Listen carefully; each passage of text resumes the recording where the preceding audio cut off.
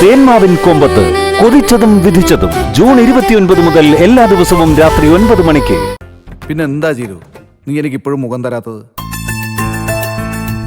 എന്റെ മുമ്പിലിരുന്ന് എനിക്ക് പറയാനുള്ളത് കേൾക്കുന്ന ഒരാള്, എന്റെ തെറ്റുകളെ തിരുത്തുകയും എന്റെ ശരികളെ മനസ്സറിഞ്ഞ് അഭിനന്ദിക്കുന്ന ഒരാള്. അതൊക്കെയാ നിന്നെ കുറിച്ചുള്ള എന്റെ സ്വപ്നം.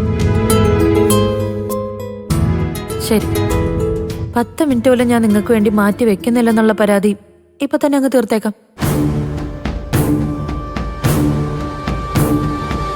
പറ, എന്താ വിനേട്ടൻ എന്നോട് പറയാനുള്ളത്?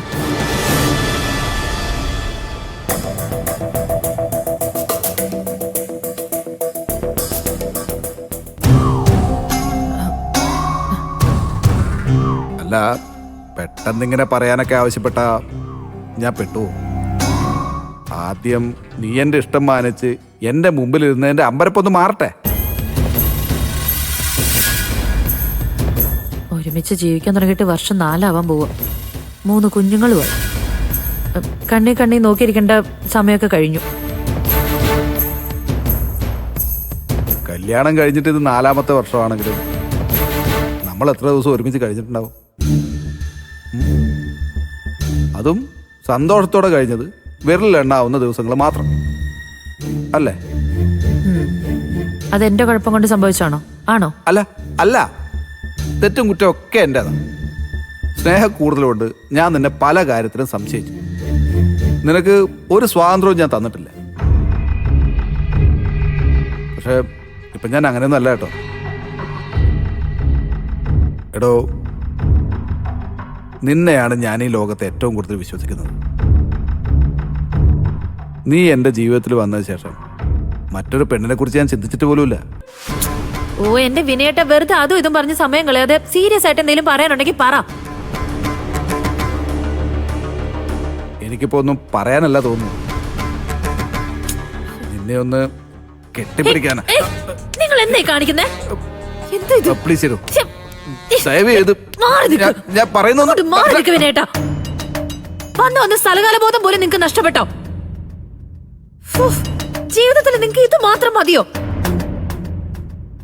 അത് ഞാൻ നിന്നെ വേറൊന്നും ചെയ്തില്ലല്ലോ. പെട്ടെന്നുണ്ടായൊരു തോന്നല് ഞാൻ നിന്നെ ഒന്ന് കെട്ടിപ്പിടിക്കാൻ നോക്കി. അത് ഇത്ര വലിയ പാതകമൊന്നുമല്ലല്ലോ. നിങ്ങൾക്ക് അതൊരു പാതകമൊന്നും ആയിരിക്കില്ല, നേരം പോക്കായിരിക്കും. പക്ഷേ നിങ്ങളുടെ നേരം പോക്കിന്റെ ഉത്തരവാദിത്തം ഇല്ലായ്മയുടെയും തെളിവുകളാ എന്റെ 3 മക്കള്. അങ്ങനെ ഞാൻ വിശ്വസിക്കും.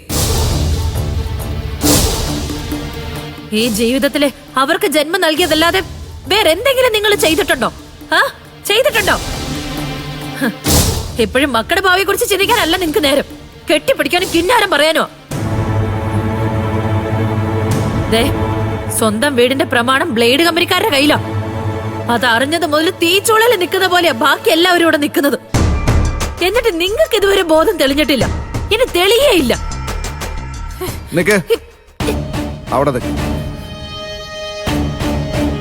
നിന്നെ പോലെ പലതും എണ്ണിപ്പറയാൻ എനിക്ക് അറിയാഞ്ഞിട്ടൊന്നുമല്ല. അതിലേക്കൊന്നും ഇനി പോകണ്ടെന്ന് വെച്ചിട്ടാ.